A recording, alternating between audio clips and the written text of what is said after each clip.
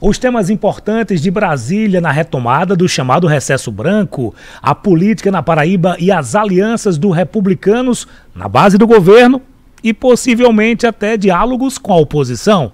A gente conversa com o deputado Murilo Galdino. O Poder em Debate está no ar.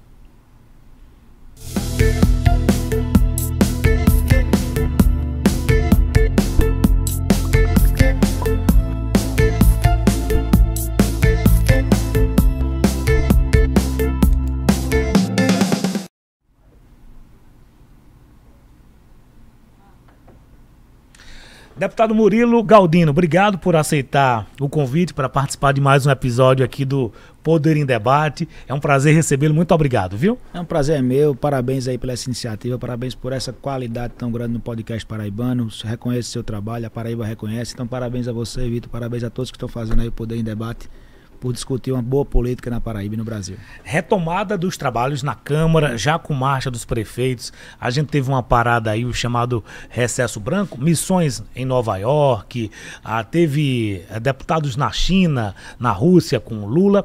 O que é que o senhor espera para essa semana que começa no Congresso Nacional, para essa retomada? Qual é a sua expectativa? Verdade, tivemos um recesso essa semana, mas semana passada tivemos um esforço concentrado, teve sessões de segunda a quinta a pedido do presidente Hugo Mota, e essa semana foi de recesso, não tivemos sessões e vamos voltar na próxima segunda-feira já com a agenda bem atribulada. Temos a marcha dos prefeitos, são mais de 11 mil prefeitos do Brasil inteiro que vão marcar presença lá em Brasília. Então vamos lá discutindo, conversando as pautas municipalistas, que é uma pauta que eu tenho um grande apreço por essa pauta, que eu acredito sempre que as políticas públicas têm que estar na base, nos prefeitos, na política municipal, que é o prefeito que recebe a demanda ali do cidadão, da saúde, da educação. Então é muito importante essa pauta lá em Brasília, das pautas municipalistas e a marcha dos prefeitos lá na próxima semana. Reunião com o prefeito já está marcada. Isso, temos a reunião da bancada paraibana federal no plenário 2 da Câmara, dia 21, na terça-feira às 17 horas lá. Então os prefeitos que estejam lá em Brasília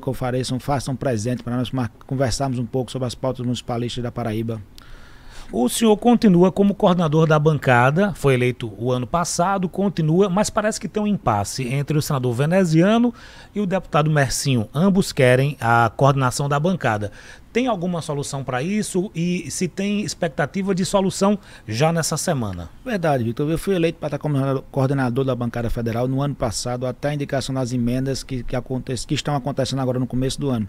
Então estamos nesse período de vacância, na verdade, e teria uma indicação que só teria um candidato, que seria o senador veneziano. Na última semana, o deputado federal Mercinho Lucena se dispôs com interesse também de ser candidato. Os dois estão conversando para ver se entram num acordo aí. Se não conseguirem entrar nesse acordo, a próxima semana terei que chamar uma reunião da bancada federal para definir no mais tardar até o final do mês, porque nós precisamos indicar as emendas de bancada e as emendas de bancada só se indicam com a presença do coordenador da bancada. O senhor fez um acordo com o veneziano lá no ano passado. Esse acordo está mantido? Quando eu fui solicitar, porque pelo regimento daquela casa, para você ser coordenador da bancada do Senado e da Câmara, você tem que ter 2/3 da Câmara e 2/3 do Senado. Eu tinha os deputados, os 2/3 da Câmara, mas para poder ter os 2/3 do Senado, eu precisava de 2 votos do Senado Federal. Então, Efraim e Veneziano assinaram a minha lista para eu ser o coordenador da bancada, mas nesse compromisso de eu apoiar Veneziano agora, e esse compromisso está mantido sim. O meu candidato a coordenador da bancada em 2025 é o senador Veneziano Vital. O deputado Hugo Mota participou dessa conversa também. Isso, o deputado Hugo Mota participou e também tem esse compromisso afirmado e assegurado com o senador Veneziano.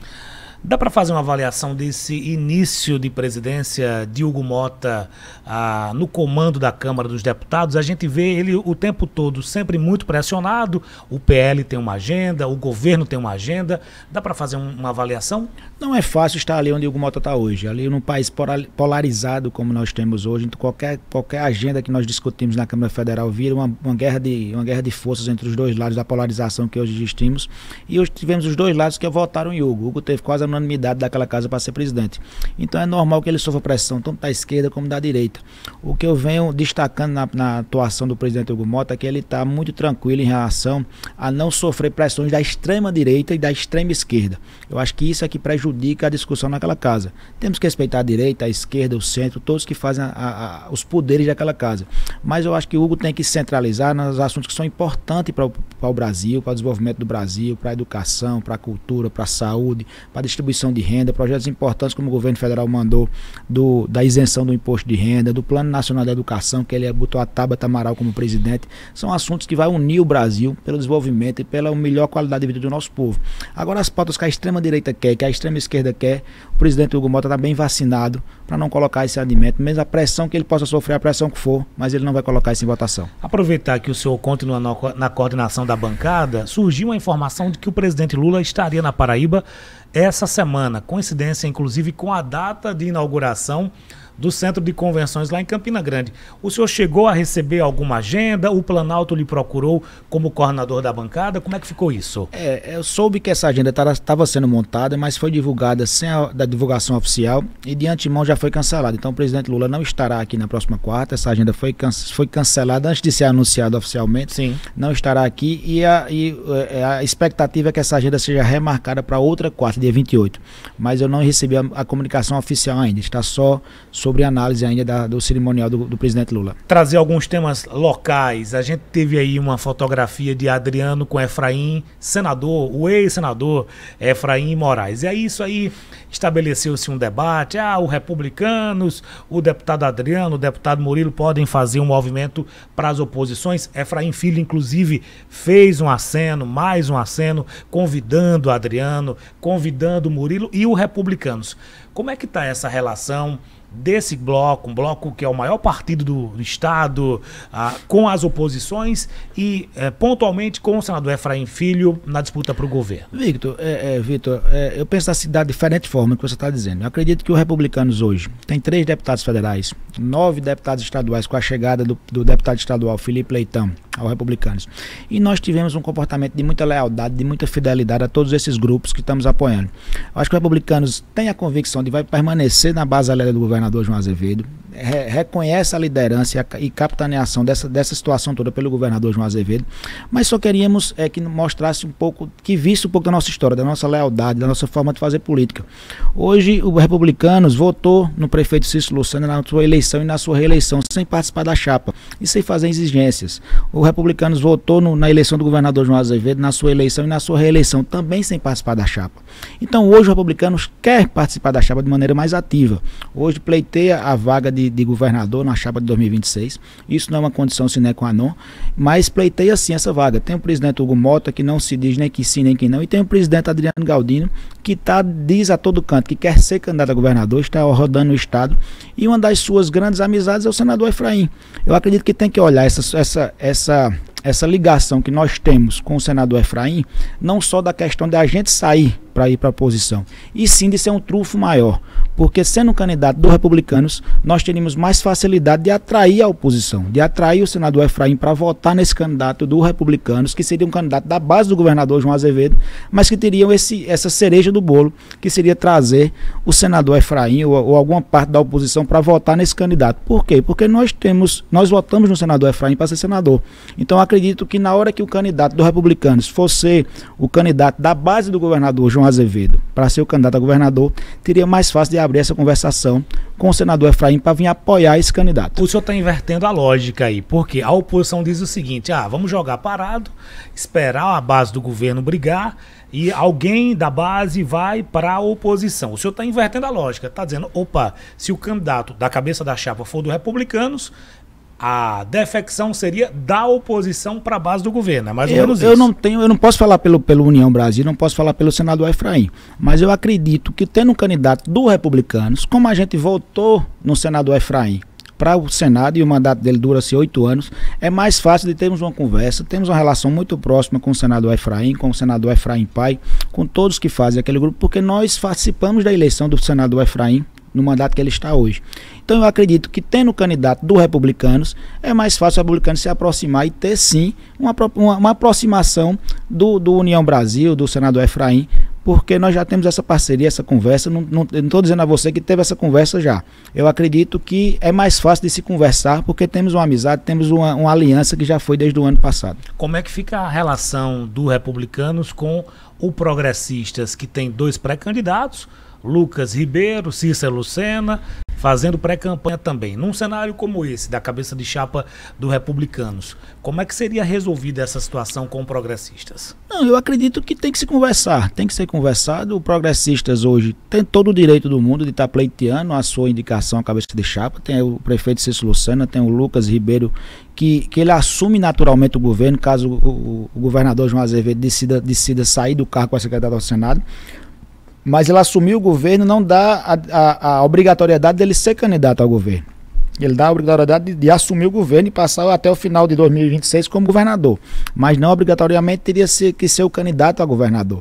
E Cícero Lucena também teria que se afastar em abril. Eu não acredito que ele vá se afastar num quadro de definição como esse. Só se afastaria da prefeitura se tivesse um acordo já todo formado. Que o próprio governador disse que vai deixar essa conversa de 2026 para 2026. Então acredito que está todo mundo fazendo o seu papel. Dentro da agremiação partidária, Adriano está rodando o estado inteiro como candidato a governador, pré-candidato a governador, assim como Cícero Lucena e como Lucas Ribeiro. Então vamos continuar rodando os estados, cada um fortalecendo o nome e chegar no momento certo, cada agremiação apresentar seu nome, apresentar a sua história, apresentar como foi o comportamento nas últimas eleições e dentro do grupo escolher o melhor nome para ser o candidato a governador dessa agremiação. O senhor aposta em algum critério? A gente recebeu informação essa semana, a imprensa da Paraíba, através do prefeito Bruno Cunha Lima, que comunicou que a oposição está fazendo pesquisa, já está se articulando para definir aí alguns critérios. Um deles seria a pesquisa para definir desses três nomes, Adriano, Lucas, Cícero. O senhor acredita que é possível estabelecer algum critério e quais seriam esses critérios? Acredito que sim, Vitor. Tem que alcançar critérios. A critério da pesquisa qualitativa e quantitativa, critérios da forma, do tamanho do partido que está indicando o candidato, o pré-candidato àquela chapa, como foi a conduta desse partido nas últimas eleições, se o partido já vem participando da chapa majoritária, se abriu mão em algumas decisões para poder participar posteriormente. Então são critérios tanto da população, critérios tanto de pesquisa, como critérios internos que tem que ser sentado à mesa. Os partidos que fazem parte da base aliada do governador João Azevedo, ver quem realmente merece, quem realmente está ali desde o início, quem representa esse grupo político. Na filiação, ou melhor, na oficialização de João Azevedo na presidência do PSB, durante todos os discursos, a tônica era uma só: união. Vamos estar juntos, precisamos estar juntos. Tem conflito na base do governo nesse momento? Não é que tenha conflito, tem conflito de interesses. Logicamente, quando se tem um cargo só para governador e 2 cargos para o Senado, e tem várias figuras políticas, eu vejo que o problema hoje da base do governo é tipo um treinador de futebol que tem vários craques e tem que, na hora da escalação, tem que escolher. Vai levar quem para a Copa? Então é um problema bom. É um problema bom. Hoje nós temos o presidente da Câmara, Hugo Mota, nós temos o presidente da Assembleia, Adriano Galdino, respaldado por uma base política muito boa, de 9 deputados estaduais, 30 deputados estaduais, que mostrou que ele tem uma força aí na indicação de Alana. Então ele tem essas 2 figuras, tem Cícero Lucena como prefeito de João Pessoa, bem avaliado. Temos também o Lucas Ribeiro, que caso o governador João Azevedo saia, tem um interesse natural de ser candidato a governador. Então, logicamente, tem esses nomes. O que nós temos que acontecer primeiro, eu sempre digo isso nas reuniões internas, o governador João Azevedo tem uma decisão que é pessoal dele, que aí a gente não pode interferir, eu não posso, ninguém ali pode, é a decisão pessoal do governador João Azevedo se ele vai sair para ser candidato ao Senado ou não. E se ele vai sair, só sair, se tiver todo mundo junto ou não, ele vai sair de toda forma. Então essa decisão ele tem que tomar. Depois do governador tomar essa decisão, eu acho que o PP, se o governador decidir sair, o PP naturalmente assume o governo do estado e tem uma candidata à reeleição, que é a Daniela Ribeiro, que está fazendo campanha como reeleição ao Senado. Não tem condições alguma de ter 2 candidatos do PP na mesma chapa, principalmente mãe e filho. Isso aí o próprio Aguinaldo diz, a própria Daniela diz, o próprio Lucas Ribeiro diz. Então, depois que o governador tomar essa decisão de sair, o PP tem que comunicar: não, o meu interesse é o Senado, é o governo. Então a Daniela tem que dizer publicamente que não é candidata ao Senado mais. Aí abre a vaga de senador. Aí abre a vaga de senador, mas ela tem que deixar isso muito claro. Em momento nenhum eu escutei Daniela Ribeiro dizer que não é candidata ao Senado. Então ela tem que dizer isso na hora que ela disser: não, o candidato Lucas é o candidato ao governo. Então o Republicanos vai dizer: não, tudo bem, vamos lá ver se atende o que está oferecendo, se nós vamos continuar nesse agrupamento. Se atende, lógico, então vamos abrir a vaga do Senado. Na hora que... Daniela quer continuar senadora. Então Lucas vai assumir o governo por 10 meses e o grupo vai fazer outro nome para ser o candidato ao governo. Eu acho que as decisões passam por aí.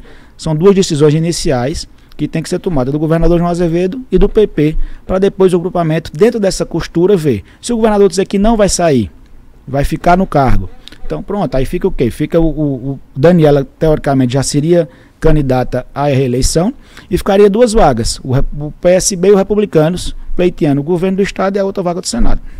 Murilo, pela sua experiência e como você conversa com muita gente do governo, prefeitos, lideranças, você apostaria que João Azevedo, qual será a decisão de João Azevedo, na sua opinião, a preço de hoje? Eu acredito, Vitor, que ele tem muita vontade de sair. Eu acho que a Paraíba ganharia muito com João Azevedo, senador da República. João Azevedo fez um belíssimo trabalho como governador, faz um belíssimo trabalho como governador, fez um belíssimo trabalho como coordenador do consórcio Nordeste. E seria um grande ganho a Paraíba com ele como senador. A questão é que ele tem que analisar os quadros políticos que aí estão. Ele não pode sair, deixar um governo e sem ter a certeza de que vai ter uma vitória. Certeza ninguém tem, só vai ter na urna, mas sem estar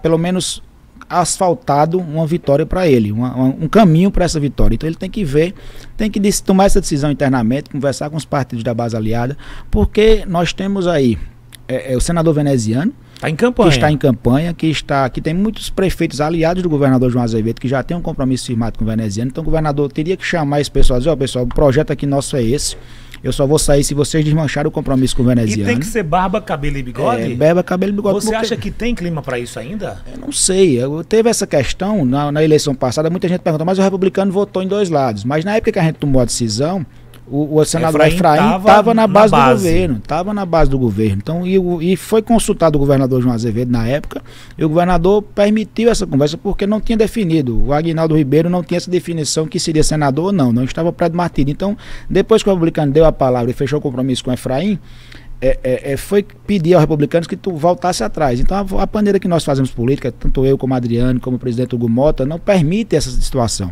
Então não teve condições de voltar atrás. Mas eu acredito que agora, para ter êxito, para esse grupo continuar unido, porque se o Republicanos vai indicar uma vaga, se o PP vai indicar uma vaga e o PSB outra, independente de quem seja, os 3 querem ganhar. Os 3 querem ter condições de vitória. Então, para ter condições de vitória, os 3 tem que estar o grupamento todo votando em barba, cabelo e bigode, como você fala. Agora, você fala de 3 indicações. Tem uma 4ª aí ainda. Que é a vice, isso. Que é a vice. Aí dizem, se todo mundo tem direito cada partido tem direito a uma pedida, digamos assim, vai faltar a 4ª. Adriano Galdino, sempre que falam sobre isso, dizem, Adriano pode fazer um movimento, pode criar um novo partido, uma nova força, filiar deputados para poder ter essa 4ª pedida. Isso está na mesa? Já foi tratado? Não, eu acredito o seguinte, na minha opinião, eu conversei com alguns bastidores, já teve algumas conversas, eu acredito que eu acredito que quem tivesse na cabeça de chapa, se o republicano fosse, por exemplo, indicar o candidato ao governo, aí seria natural o PP indicar a Daniela, que já está, e seria um bom nome, o Mercinho de vice. Não teria problemas. Se o prefeito da capital indicar o vice. Se for o contrário, se o PP for chegar a um consenso dentro do grupo, que os republicanos vejam que é o melhor, que entre o consenso todo, de o PP indicar a cabeça da chapa, não seria mais natural dos republicanos indicar o Senado e a vice. Na minha análise, aí não é análise eu não falo em nome de Hugo Mota, não falo em nome de Adriano, não falo em nome dos republicanos. Os republicanos hoje pleiteiam o governo do estado, pleiteia essa indicação pela todo o seu histórico que já foi feito nas eleições anteriores, pelo tamanho do partido hoje, por não ter participado da majoritária nem da prefeitura da capital e nem do governo do estado nas últimas 4 eleições, pleiteiam sim o governo do estado. Mas acredito que não é imposição. Nessas conversas, acredito que quem for indicar a cabeça de chapa, o governo do estado, o outro partido teria o direito de indicar as outras 2 vagas, o Senado e o vice. Adriano fica no Republicanos. Fica no Republicanos. Aí, hoje, não tem conversa nossa para sair de Republicanos. Nossa, que eu digo, porque Adriano saindo, eu sairia também. Mas não existe conversas de a gente sair de Republicanos hoje. A política é muito dinâmica, posso falar o que vai acontecer em abril do ano que vem. O que nós queremos? Aí eu falo como partido, que foi uma reunião feita lá em casa com o presidente Hugo Mota, com o Adriano, com o Nabô, com o Wilson pai, o Wilson filho, que os republicanos querem ser respeitados pelo tamanho e pela forma que faz política há muitos anos. E nós não estaríamos, independente do grupo. Aí eu dei essa entrevista há uns dias atrás e falaram que foi uma ameaça para sair do governo. Não. A questão é que nenhum partido fica onde não está sendo respeitado, onde não está sendo visto pelo tamanho e pela coerência que tem. Então, republicanos, nós ficamos no republicanos sim, eu e Adriano, e vamos continuar, só queremos que o partido seja respeitado e é o interesse de Hugo Mota também. Aí depois que eu dei essa entrevista, alguma imprensa veio dizer, não, mas se o republicano for respeitado pelo interesse de Hugo. Aí eu disse, não, o interesse de Hugo é o interesse do partido, é o interesse nosso. Então, se Hugo concordar com a forma que os republicanos for tratado, nós vamos concordar também, estaremos juntos. E acompanha. E acompanha. E o senhor afasta qualquer tipo de possibilidade do Republicanos, desse agrupamento, fazer uma ponte com a oposição? Isso está afastado ou existe essa possibilidade, caso o partido não seja, como o senhor disse, respeitado na base? Não, se o partido não for respeitado na base, o partido vai procurar ter uma candidatura própria. Aí vai procurar quem vem agrupar com essa candidatura. Eu não vejo hoje os republicanos, pelo tamanho do partido que está hoje, em votar, em sair da apartamento do governo para votar em um candidato de oposição. Eu não vejo, sinceramente eu não vejo. O que eu lhe falei? Que os republicanos pleiteiam essa vaga de governo do estado e vai querer atrair outras pessoas, outras entidades, outros partidos, outras aglomerações e outras forças para poder fortalecer essa candidatura. Eu acredito que o partido sim vai ser respeitado. O partido hoje se dá muito bem com o governador João Azevedo. Nós estamos na base do governo, o presidente Adriano Galdino dá sustentação ao governo de João Azevedo desde o início. O governador João Azevedo não tem problemas em administrar o governo do estado quanto à Assembleia, porque a Assembleia é muito bem conduzida pelo presidente Adriano Galdino. Então nós temos a certeza que nas conversas vai ser escutado o republicano, escutado a força do republicano, escutado o tamanho, a lealdade e a coerência que nós vamos trabalhando nesse tempo todo. Deputado, para a gente fechar a nossa conversa, passou rápido, conversa boa e com revelações importantes. 2 anos e 5 meses, a gente está muito acelerado, já está fazendo a chapa, a próxima chapa, mas o seu mandato tem 2 anos e 5 meses. Dá para fazer uma rápida avaliação sobre a sua performance na Câmara? O senhor está satisfeito? É candidato à reeleição? Fico muito feliz em estar hoje como deputado federal, representando a Paraíba toda, tendo o voto de confiança de quase 113 mil paraibanos. E uma alegria muito grande estar lá. Eu cheguei lá com muita humildade, com muita vontade de aprender, Vitor. Você já cobriu Brasília por diversas vezes, sabe como é aquilo ali. Aqui na Paraíba são 12 deputados federais, você tem um destaque grande, mas quando você chega em Brasília são 513. Quando você chega novato lá no primeiro mandato, você fica meio perdido, sem saber por onde andar. E eu cheguei isso, aconteceu comigo, logicamente, no primeiro ano de mandato. Muitos deputados passam o primeiro ano lá, o primeiro mandato inteiro aprendendo, graças a Deus. Eu tive condições de participar de comissões importantes no primeiro ano, a Comissão de Constituição e Justiça, participar da Comissão Mista de Orçamento ano passado, estar como coordenador da bancada e de conversar muito, que a minha forma de fazer política é essa, de fazendo amizades, conversando. Então tem um relacionamento muito bom em Brasília hoje. Logicamente, o presidente da Câmara, que era líder do meu partido, Hugo Mota, me abriu muitas portas lá em Brasília. Então hoje estou no primeiro mandato, ainda aprendendo muito, mas graças a Deus posso dizer que não vou dizer que eu sou um deputado de alto clero. Isso aí eu vou estar mentindo. Estou ainda no baixo clero, mas como primeiro mandato, como todos que estão no primeiro mandato, mas estou aprendendo bastante, crescendo um pouco cada dia lá em Brasília. O senhor está muito modesto, mas já chegou aí já no meio da escada, já está ali posicionado. Queria agradecer muito a sua atenção com o nosso podcast, dizer que a nossa cobertura segue dos temas de Brasília, sempre muito relevantes. Foi uma conversa muito interessante.